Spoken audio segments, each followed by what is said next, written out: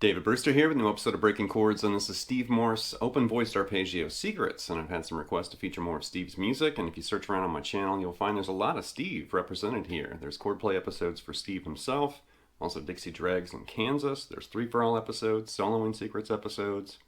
If you just do a search, you'll find there's a whole bunch of Steve Morse, hiding here. And definitely, I've been a huge Steve Morse fan since I was in high school. Definitely a huge inspiration, for me.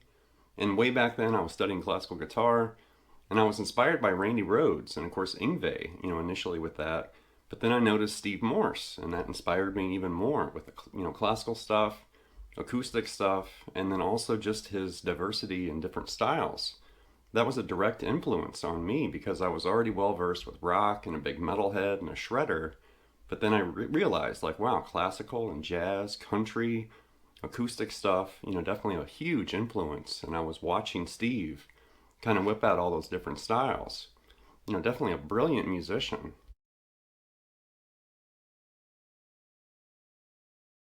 So if you've been following the posts and the updates, the Dixie Dregs just completed, a North American tour. And I think they actually just played in Washington, D.C. a couple days ago. And I've been following posts and videos and photos and stuff that popped up on social media and online.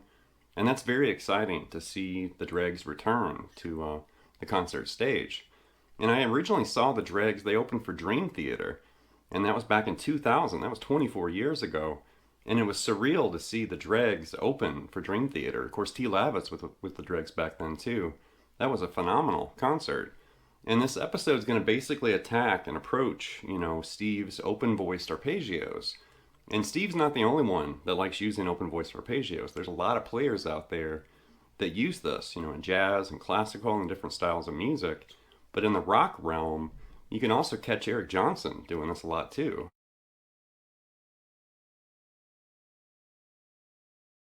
So to dive in here, we actually have to break down what an open-voiced arpeggio actually is. So typically, when you arrange the notes of a scale together and you create a chord, which is also an arpeggio, the notes of a chord played separately is an arpeggio.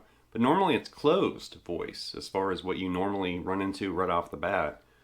Building from the root, then the third, and then the fifth, right? Closed voice. The notes are really stacked and kind of mushed, close together, like that. Open voiced is basically the same idea. We're going to use the same notes, but we're going to take this third, which is G sharp right there. We're going to take that G sharp and move it up an octave. So instead of playing it like that,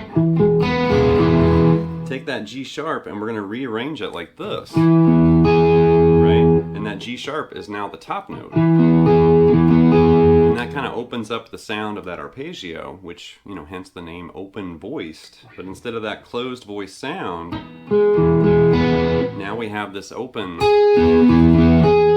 kind of sound. The notes are kind of spread out, right?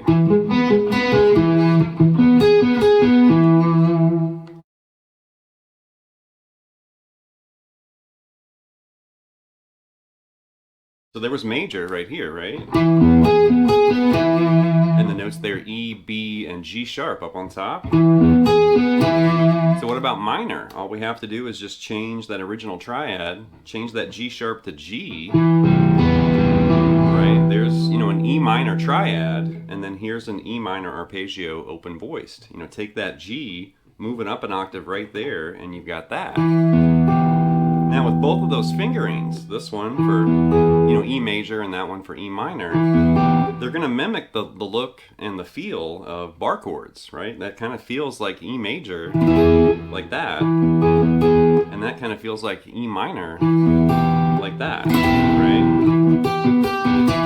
So there's major, there's minor. You could also convert that into diminished too. You could basically take that B, move it down to B flat. Now we've got the root, flat third, flat fifth. Now we take that minor shape, lower that B to B flat, and right there is the E diminished fingering. So now we've uncovered major, minor, there's diminished. And just for the sake of being complete, we could also go back to that major shape, raise the fifth, and now there's augmented hiding right there.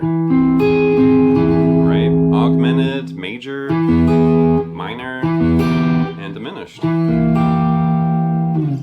Alright, so now what we're going to do is basically harmonize the E major scale and build chords off of each note. And we're going to basically, start arranging these open voiced arpeggios through the key of E major.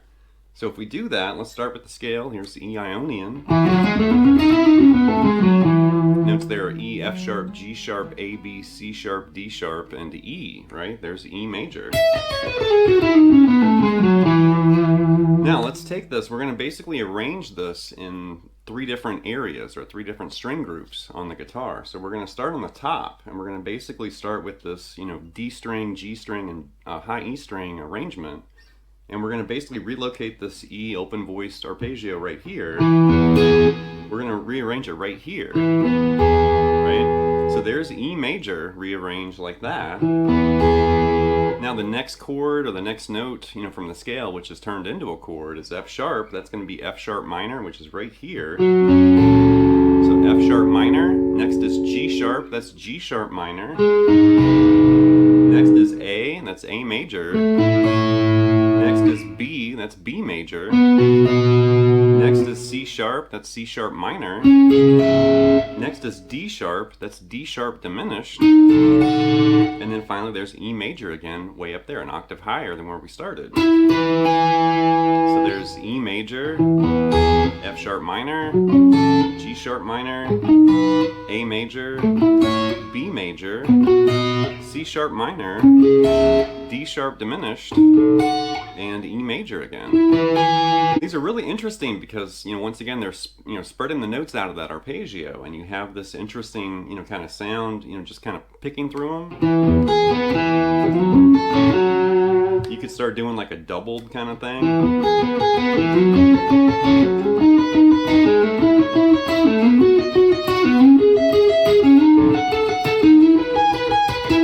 To create like a little bit of movement, within that arpeggio. All right, so there was the harmonized E major scale arranged as open voiced arpeggios and kind of revealing that layout on the fretboard.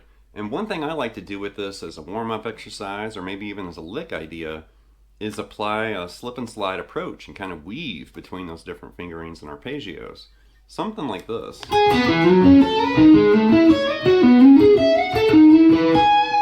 And you can see right there, I'm starting on E major at the top and descending, right? And then when I reach that E note, then I shift into F sharp and come up F sharp minor. That A to B and then come down G sharp minor. Then that G sharp to A and go up A major. C sharp to D sharp and come down, B major. That B to C sharp and then go up C sharp minor. That E to F sharp and then you're coming down technically that D sharp diminished. And then right there shift into that E and end on E major. Something like that.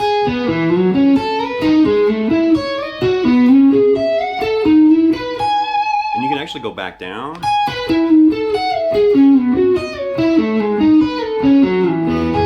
And it's actually a big challenge. You're definitely kind of skipping and leaping with your picking hand and with your fretting hand too.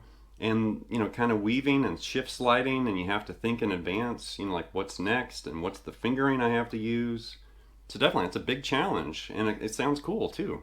Now what we're going to do is the exact same thing, but we're going to use a different set of strings or a different string set and basically just map that out again, but now on the A, D, and B strings instead of the D, G, and high E, right? So let's take that E major we had here and relocate that back where we had it at the beginning of this lesson, right there. So there's E major again right there. Go up, there's F sharp minor, G sharp minor, there's A major, whole step higher, there's B, whole step higher and a minor fingering, there's C sharp minor, whole step higher right there with that diminished fingering, now there's D sharp diminished, and then right there is E major again, a octave higher than where we started. So there's, the harmonized E major scale open voiced arpeggio version right there. And you can see I'm hybrid picking there. You could definitely pick through it too. Whatever you want to do. But But that's definitely revealing like the exact same thing, but on a different set of strings. So let's take the slip and slide approach and apply it to that string set like this. The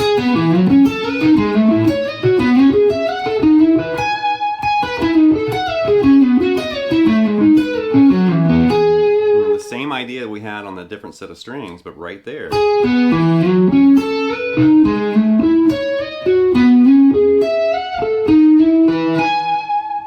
Now I'm sure you can see what we're doing here, but just for the sake of being complete and thorough, let's do this again, but now on the final string set, the low E, the A, and the G, and we're going to arrange and do everything we just did, but now on this lower, octave, but like this. So there's E major right there. Go up a whole step, there's F sharp minor right there. Go up a whole step, there's G sharp minor. Flip back to the major, shape up a half step, there's A major. Take that up a whole step, there's B major. Go up a whole step and shift back to the minor shape, there's C sharp minor. And then right there, there's D sharp diminished like that. And then finally E major right there. And now if we apply the slip and slide idea to this lower, region or set of strings, it's obviously going to sound different, and it definitely kind of creates some different challenges. You can't really slide between the E major and F sharp minor. I mean, I guess if we flipped the picking pattern we could, but coming down on E and then up on F sharp minor, you can't really slide it, but everything else you can slide, and you can kind of rework it like this.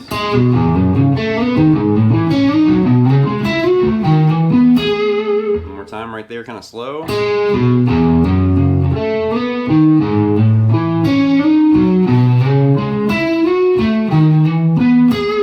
Something like that.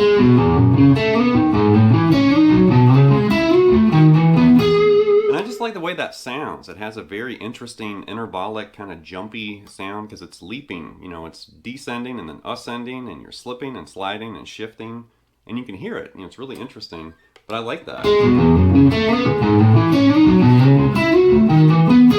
you can definitely hear ideas like that from Steve Morse and also Eric Johnson, who I mentioned earlier. But there's tons of players that play, licks and phrases and ideas like that. And it's kind of that dizzy finger. You'll definitely get dizzy trying to watch somebody and figure out what they're playing. You have to slow it down. Because when you're shifting and sliding like that intervallically, it's really confusing. Like for your eyes, your ears, and eventually when you start playing it, for your fingers too. Alright, that's going to wrap this episode of Breaking Chords with this look at Steve Morse open-voiced arpeggio secrets. And definitely, this is very inspiring. For those of you that haven't seen this before, it's also eye-opening, fretboard opening. You're kind of, thinking about the notes, thinking about positions, and these string groups that we put everything on. And I didn't really include any actual licks or music from Steve in this episode. I was going to, but then I thought about it, and I thought, you know what, if you dive into Steve's catalog of music, whether it's solo music, it could be Dixie Dregs, Kansas, Deep Purple, regardless, if you dive into his music, you're going to hear and find him, playing ideas based around, these arpeggios everywhere, licks and phrases and riffs and stuff. So that's kind of on your shoulders. I advise you, just dive in, listen to some Dregs, Steve Morse Band, or some Deep Purple or whatever, and really pay attention, listen for it, because you can definitely hear it, like when Eric Johnson or somebody else, does this. But when Steve does it, he usually pronounces it. It's really obvious when he's doing this because he, sometimes it's fast, sometimes it's slow, but it's the way he picks and accents things, and he always makes it kind of melodic or rhythmic or musical. So I know whenever I'm listening to Dregs or whatever, when I hear Steve doing this, it just kind of pops out of my speakers, where it's like, yeah, I know what that is because I've worked on it, I've listened for it, and also I've kind of noticed, like, whenever Steve pulls this out. So definitely dive into his music, play with the ideas I shared in this episode, and then experiment, make some variations of your own. Who knows, you might write a whole new song or a solo or something based around some of these ideas. So anyway, leave some feedback and comments. Please subscribe to Layout Lessons, and I'll be back before you know with more content and material. Thank you.